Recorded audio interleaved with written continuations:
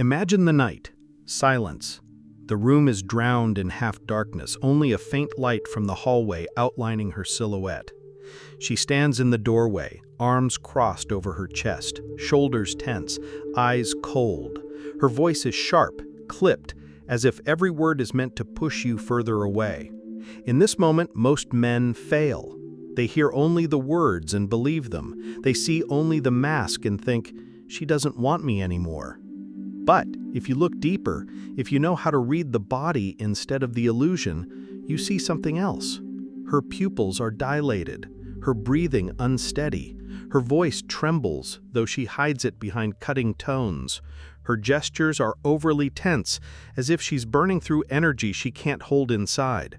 Her entire body betrays what her words are trying to conceal: desire. Evolution created this paradox. A woman cannot afford to be too available, too open in her longing, because then she risks, then she surrenders power, then she makes herself vulnerable. That's why her body reaches for you while her voice and her hands push you away. That's why inside her two ancient instincts collide. One pulls her closer, the other forces her to test and resist. She will never say it with words, but her breath, her eyes, her tense gestures, they say everything. Female desire never walks a straight road. It is not like a man's, burning in a direct flame without disguise.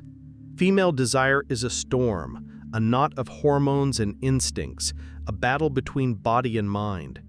When a woman feels intense attraction, her system drowns in chemistry. Oxytocin prepares her for closeness. Dopamine turns every moment with you into a flash of pleasure. But cortisol rises too, the stress hormone. Adrenaline tightens her muscles, quickens her breath. Her body calls for you and defends against you at the same time. What if everything you were taught about female honesty is a lie? What if her no is not rejection, but the scream of her nervous system, wait, test, hold my chaos? What if her coldness is not the end, but the last line of defense behind which her true desire hides? Evolution wired this mechanism into her psyche. A woman cannot allow herself to want openly. She must resist. She must filter, test, make sure that the man she yields to can withstand her force and her storm. That is why her body speaks one language while her words speak another. Here's the irony. You became good. You learned to listen, to agree, to respect her moods. You became predictable, soft, attentive. And that is exactly why her desire for you disappeared. A woman doesn't want the right man when her body is on fire. Her unconscious isn't searching for safety. It's searching for tension. It's searching for strength. It's searching for a man who won't collapse under her whims, who won't lose himself when she pushes him away. You became good, and that's exactly why she stopped wanting you. You became predictable, and that's exactly why her body no longer pulls toward you. You became obedient, and that's exactly why she chooses another, the one who doesn't explain himself, doesn't bend, doesn't surrender. Her paradox is simple.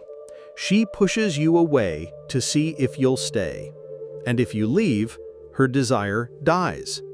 But if you endure her chaos, if you remain solid and calm, if your frame is stronger than her game, that's when she surrenders. That's when her no becomes the strongest yes. Understand this. Her pushing you away is not the game of her mind.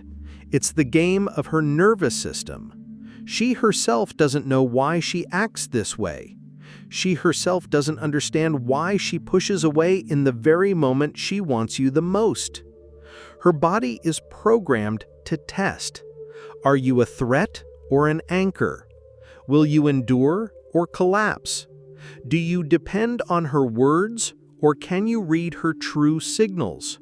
That's why she may get angry, shout, push you away. Yet at the same time, her body betrays desire. That's why her distance can be a form of attraction.